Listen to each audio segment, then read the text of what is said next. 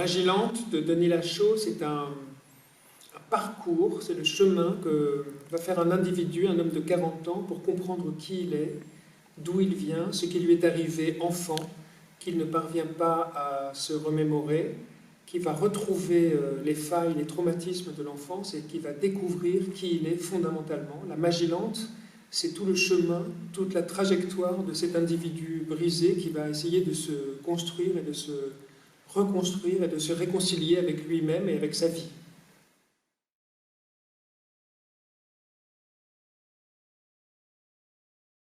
Le texte de Denis Lachaud est d'abord comme un long poème, une longue quête vers la vérité, un long chemin de vérité.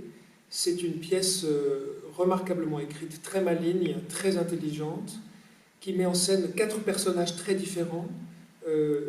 Le défi que cela présentait, c'était de travailler avec un comédien qui pouvait incarner tous ces personnages, les 4 personnages, et qui pouvait incarner cette recherche de la vérité enfouie, la vérité cachée, la vérité taboue, la vérité interdite, une vérité profonde, traumatique, que l'individu va essayer de déceler, de découvrir peu à peu, séance après séance, avec un psychiatre.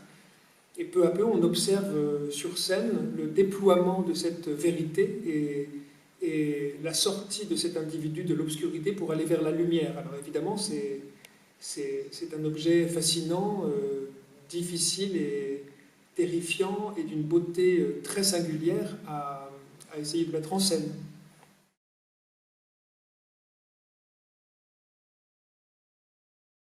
Nous avons créé la pièce il y a 3 ans. Elle s'est jouée 110 ou 120 fois en France, à Paris, au Festival d'Avignon, avec Benoît Giros.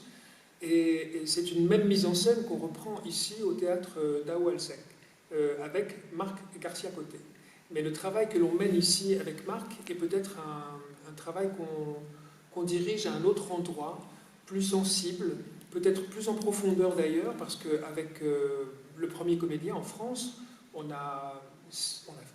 j'en ai signé la mise en scène, on a organisé le dispositif, on a travaillé évidemment sur l'interprétation, mais il s'agit bien de la même mise en scène. Et elle est déjà présente quand on arrive ici avec le comédien Marc Garcia-Côté pour un texte interprété cette fois-ci en catalan. Tout est déjà là, mais nous avons le temps, grâce au théâtre d'Aoualsec, d'aller plus loin dans la pièce et d'interroger de nouvelles choses, des choses plus sensibles, des choses plus proches de nous encore aujourd'hui qu'elles ne l'étaient à l'époque, notamment la question de la loi, la question de l'abus de l'enfant, par exemple, toute forme d'abus d'enfant.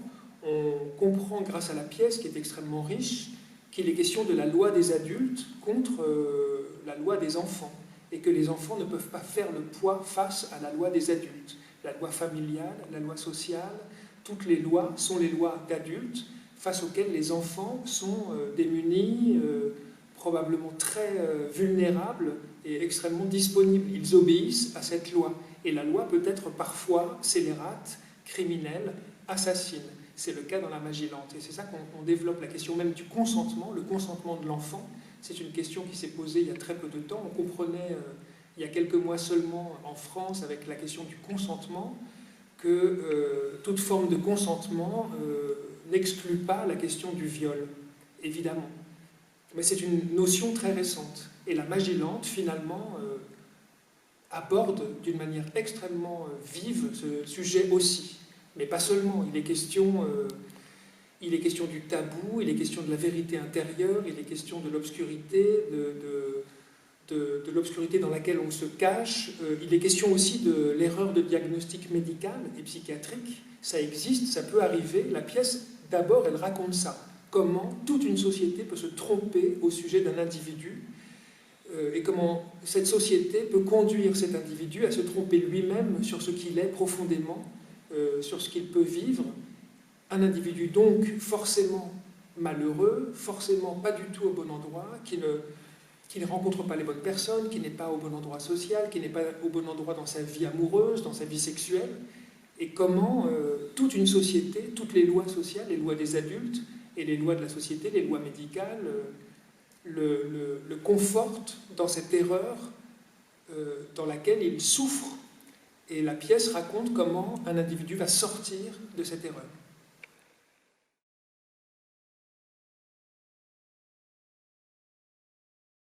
La pièce La Magilante s'est donnée en France assez longtemps, au Festival d'Avignon, à Paris, et puis elle s'est donnée aussi à Barcelone, ici dans le cadre du festival Oui, théâtre français à Barcelone, au théâtre d'Ao Alsec, chez Marseille, ici.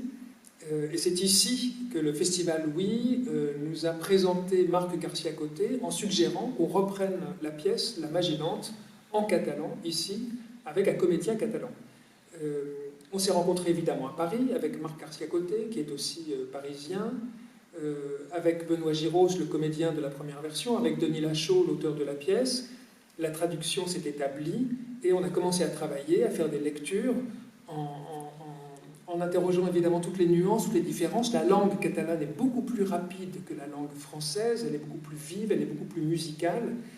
C'est un très très étrange travail en ce qui me concerne, puisque je ne maîtrise pas du tout la langue catalane. Mais en même temps, c'est pour moi une formidable possibilité d'être plus extérieur au texte qu'avec le texte français, puisque j'écoute davantage le rythme, j'écoute davantage la musique de la langue. Et puis le travail avec Marc Garcia-Coté n'a rien à voir avec le travail mené avec Benoît Giros, puisque Benoît est un comédien extrêmement cérébral, il est très intellectuel, il a besoin de comprendre et de développer toute une intelligence autour du texte. Avec Marc Garcia-Coté, on est à la fois dans l'intelligence, mais on entre davantage dans la sensibilité, aussi dans l'humour de certains passages, parce que l'auteur Denis Lachaud a beaucoup d'humour, il est capable il est d'une grande malignité, il joue des tours, et avec le temps que nous avons ici à Barcelone, au théâtre d'Ao Alsec, on a davantage la possibilité d'aller en profondeur dans le texte, dans les endroits plus sensibles, plus terribles, plus noirs, et en même temps, on a aussi la possibilité d'aller dans des endroits plus musicaux, plus légers, où l'humour est nettement plus compréhensible et plus présent que dans la version française finalement, parce que peut-être que le texte français le permettait moins aussi.